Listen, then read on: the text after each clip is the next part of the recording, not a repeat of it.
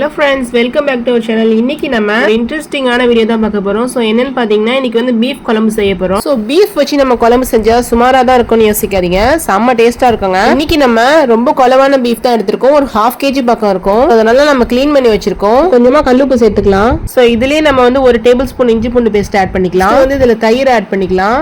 தயிர் வந்து 100 கிராம் நான் இப்போ சேர்த்துருக்கேன். ஸோ அதை நல்லா மிக்ஸ் பண்ணி எடுத்துக்கலாம். நம்ம வந்து உப்பு சேர்த்துருக்கோம், அந்த இஞ்சி பூண்டு பேஸ்ட் சேர்த்துருக்கோம், தென் வந்து கர்ட் சேர்த்துருக்கோம். இதில் வந்து நம்ம எக்ஸஸா தயிர் ஆட் பண்ணிக்கலாம். இன்னொரு 50 கிராம் நம்ம ஆட் பண்ணியிருக்கோம். ஸோ இப்போ வந்து நம்ம இதை விசில் வச்சு எடுத்துக்கலாம். உங்களுக்கு டைம் இருந்துச்சுன்னா ஒரு 10 நிமிஷம் ஊற வச்சு நீங்க செஞ்சு பாருங்க, நல்லா இருக்கும். அண்ட் இன்னொரு விஷயம் என்னன்னா, நீங்க பீஃப் வாங்கும்போது பார்த்து வாங்கணும். ரொம்ப ஹார்டா இல்லாம நல்லா சாஃப்டா கொலவா இருக்கிற பீஃப் கறி வாங்கி வச்சுக்கோங்க.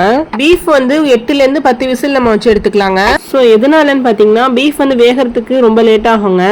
நம்ம இப்ப வேக வச்சு எடுத்து வந்தாச்சு. ஸ்டவ் ஆன் பண்ணி ஒரு பாத்திரம் வச்சுக்கலாம். 4 டேபிள் ஸ்பூன் கடலை எண்ணெய் சேர்த்துக்கிறேன். ரைஸை சேர்த்துட்டு மீடியம் சைஸ்ல 2 ஆனியன் ஸ்லைஸா கட் பண்ணி வச்சிருக்கேன். ஸோ அதையும் நம்ம சேர்த்துக்கலாம். நீங்க இந்த பீஃப் குழம்பு கொஞ்சம் கிரேவி மாதிரி இருக்கணும்னு நினைச்சீங்கன்னா வெங்காயம் நீங்க கொஞ்சம் அதிகமாவே சேர்த்துக்கலாங்க.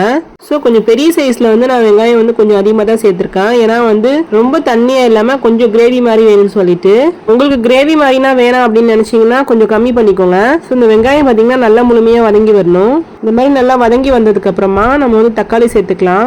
நான் இங்க மீடியம் சைஸ்ல 2 தக்காளி சேர்த்திருக்கேன், நல்லா பழுத்த தக்காளியா. ஸோ இதுலயே நம்ம வந்து மல்லி புதினா சேர்த்துக்கலாம். ஸோ நார்மலா நம்ம செய்யற மட்டன் குழம்பு சிக்கன் குழம்புலாம் செய்யறோம் பாருங்க, தாளிச்சு விட்டு அதே மெத்தட் தான். வந்து நம்ம செய்ய போற அந்த ப்ராசஸ் இருக்கு பாருங்க, அது வந்து கரெக்டான பக்குவத்துல செய்யணும். ஸோ இப்போ வந்து 1 டீஸ்பூன் போல இஞ்சி பூண்டு பேஸ்ட் சேர்த்துக்கிறேன். இதுலயே இஞ்சி பூண்டு பேஸ்ட் சேர்த்துட்டு நம்ம இன்னும் நல்லா வதக்கி எடுத்துக்கலாம். ஸோ தக்காளி மட்டும் பாத்தீங்கன்னா வதங்கவே இல்லை, தக்காளி இன்னும் நல்லா மசிஞ்சு வதங்கணும். இப்போ வந்து நம்ம கீ சேர்த்துக்கலாம். உதய கிருஷ்ணா கீ வந்து 1 டீஸ்பூன் சேர்த்திருக்கேன். ஸோ நீங்கள் வந்து லாஸ்ட்டாக கூட சேர்க்கலாம், அப்படி இல்லைன்னா நீங்கள் தாளிப்புலேயே சேர்த்து விட்டுருலாங்க. ஸோ இப்போ நல்லா வதக்கி எடுத்துக்கலாம். இதில் நம்ம பச்சை மிளகாய் சேர்த்துருக்கோம், 2 பச்சை மிளகாய் சேர்த்துருக்கேன் இங்கே. இதில் வந்து ஒரு 2 டீஸ்பூன் மிளகாத்தூள் சேர்த்துக்கலாம். ஸோ நம்ம குழம்புக்கு சேர்க்குற காரம் பார்த்தீங்கன்னா நம்ம பீஃபோட குவான்டிட்டி எவ்வளோ எடுக்கிறோமோ அந்த அளவுக்கு தகுந்த மாதிரி நம்ம வந்து மசாலா சேர்க்கணுங்க. இப்போ வந்து 2 டீஸ்பூன் சேர்த்துக்கிட்டிங்கன்னா கரெக்டாக இருக்கும். அப்புறமா மஞ்சத்தூள் ஒரு 1/4 டீஸ்பூன் சேர்த்து நல்லா வதக்கி எடுத்துக்கலாங்க. ஸோ எண்ணெய் பிரிஞ்சு இந்த மாதிரி கன்சிஸ்டன்சி வந்ததுக்கு அப்புறம் நம்ம வேக வச்சு வச்சிருந்த பீஃபை சேர்த்துக்கலாங்க. பீஃப் பாருங்க நல்லா குலவா வெந்து வந்திருக்கு. வெங்காயம் தோல் உரிச்சு எடுத்து வச்சிருந்தோம். ஸோ அதை வந்து மிக்ஸி ஜாரில் பிளெண்ட் பண்ணி எடுத்து வந்துடலாம்.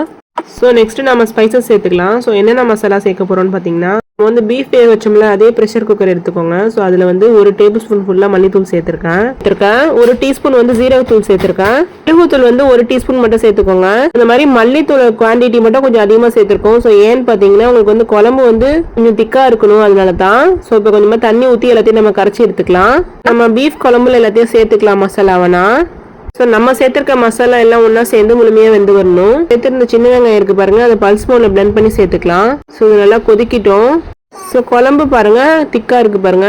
இந்த மாதிரி நல்லா கொதிச்சு ரெடியான பிறகு நம்ம வந்து 5 நிமிஷம் கொதிச்சதுக்கு அப்புறம் ஸ்டவ் ஆஃப் பண்ணலாங்க.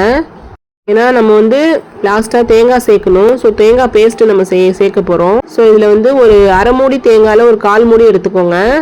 1 டீஸ்பூன் வந்து கசகசா சேர்த்துக்கோங்க.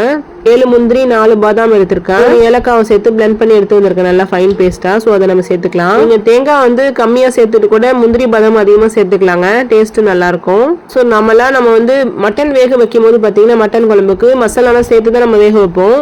ஸோ பீஃப்க்கு பாத்தீங்கன்னா நம்ம கேர்ட்லயே வேக வச்சு எடுத்திருக்கோம். அது வந்து மசாலா தான் நம்ம சேர்த்திருக்கோம். ஸோ இதுல தான் கொஞ்சம் டிஃபரன்ஸ். நம்ம அப்படியே கூட செய்யலாம், நம்மளோட கன்வீனியன்ட் தான். தேங்காய் பேஸ்ட் நம்ம ஊற்றும் போது பாத்தீங்கன்னா ஸ்டவ் ஆஃப்ல இருக்கணும். அதாவது மிக்ஸி ஜார்ல வந்து கொஞ்சம் திக்கா இல்லாம கொஞ்சம் தண்ணியில கரைச்சி எடுத்துக்கணும் தேங்காய் பேஸ்ட்டை. நம்ம வந்து தேங்காய் பேஸ்ட் பாத்தீங்கன்னா டைரக்டா சேர்க்க கூடாதுங்க. ஸோ தேங்காய் பேஸ்ட் சேர்த்ததுக்கு அப்புறம் பாத்தீங்கன்னா 5 ல இருந்து 8 நிமிஷம் நல்லா கொதிக்க வச்சு எடுத்துக்கலாம். இப்போ நம்ம ஸ்டவ் ஆஃப் பண்ணி எடுத்துக்கலாம். பாருங்க பீஃப் குழம்பு ரொம்ப அழகா ரெடி ஆயிடுச்சு. டேஸ்ட் வந்து ரொம்பவே நல்லா இருக்குங்க. மட்டன் குழம்புனா செஞ்சீங்கன்னா டேஸ்டா இருக்கும் பாருங்க. ஸோ அதே ரேஞ்சுக்கு இருக்கும் உங்களுக்கு. உங்க வீட்டுக்கு யாராச்சும் கெஸ்ட் வந்தா கூட நீங்க மட்டன் குழம்பு தான் செஞ்சிருக்கீங்கன்னு நினைச்சுப்பாங்க. ஏன்னா அவ்வளவு டேஸ்ட் மட்டன் குழம்பு ரேஞ்சுக்கு டேஸ்ட் இருக்குங்க. சும்மா சொல்றேன்னு நினைக்காதீங்க, கண்டிப்பா நீங்களும் ட்ரை பண்ணி பாருங்க. இதுல 1/2 லெமன் நல்லா ஸ்வீஸ் பண்ணி விட்டுக்கலாம். ஸோ இதுல நீங்க உருளைக்கிழங்கு கூட வேக வச்சு சேர்த்துக்கலாங்க, இன்னும் நல்லா இருக்கும். இந்த குழம்பு பாத்தீங்கன்னா பிளைன் ரைஸ் மட்டும் இல்லாம கீ ரைஸ்க்குமே ஒரு நல்ல காம்போவா இருக்கும். ஸோ இதுக்கு நீங்க வெண்டைக்காய் பச்சடி கூட நீங்க செய்யலாம், ரொம்ப டேஸ்ட் நல்லா இருக்குங்க. நம்ம தேங்காய் சேர்த்ததுக்கு அப்புறம் வந்து நம்ம ஒரு 8 நிமிஷம் கொதிக்க வச்சு எடுத்துக்கணும். ஸோ அப்பதான் மசாலா வாசனை உங்களுக்கு இருக்காதுங்க. லாஸ்டா நம்ம லெமன் சேர்த்துட்டோம், லைட்டா ஸ்பூனால மிக்ஸ் பண்ணி விட்டுருணும், அவ்வளவுதான். ஸோ பாருங்க உங்களுக்கு பீஃப் குழம்பு ரொம்ப அழகா ரெடி ஆயிடுச்சு. கண்டிப்பா நீங்களும் இதே மெத்தட்ல ட்ரை பண்ணி பார்த்துட்டு எப்படி இருந்துச்சுன்னு கமெண்ட் செக்ஷன் செக்ஷன்ல உங்க ஃபீட்பேக் சொல்லுங்க. ஆல்மோஸ்ட் நம்ம சேனல்ல ஹெல்தியான ரெசிபிஸ் மட்டும் அப்லோட் பண்ணிட்டு இருக்கோம். நீங்க நம்ம சேனலுக்கு ஃபர்ஸ்ட் டைம் வரீங்கன்னா மறக்காம சப்ஸ்கிரைப் பண்ணி வச்சுக்கோங்க and சப்போர்ட் பண்ணுங்க. இதே மெத்தட்ல நீங்க கண்டிப்பா உங்க வீட்ல செஞ்சு பார்த்துட்டு எப்படி இருந்துச்சுன்னு கமெண்ட் செக்ஷன்ல உங்க ஃபீட்பேக் சொல்லுங்க. உங்களுக்கு இந்த வீடியோ பிடிச்சிருக்குன்னு நினைக்கிறேன். பிடிச்சிருந்தா உங்க ஃப்ரெண்ட்ஸ் அண்ட் ரிலேட்டிவ்ஸ்க்கு ஷேர் பண்ணுங்க. மறக்காம இந்த குழம்பு நீங்க ட்ரை பண்ணி பார்த்துட்டு எப்படி இருந்துச்சுன்னு கமெண்ட் செக்ஷன்ல உங்க ஃபீட்பேக் ஷேர் பண்ணுங்க. மிஸ் பண்ணிடாதீங்க. செம்ம டேஸ்டியான பீஃப் குழம்புங்க. சோ இவ்ளோ டேஸ்டா இருந்தா எப்படிங்க மிஸ் பண்ண போறீங்க? கண்டிப்பா நீங்களும் ட்ரை பண்ணி பாருங்க. இந்த குழம்பு பாத்தீங்கன்னா பிளைன் ரைஸ் மட்டும் இல்லாம புரோட்டா சப்பாத்திக்கெல்லாம் வேற லெவல் காம்போவா இருக்குங்க. கண்டிப்பா ட்ரை பண்ணி பாருங்க. இன்னொரு ஹெல்தியான ரெசிபில பார்க்கலாம். தேங்க்ஸ் ஃபார் வாட்சிங்.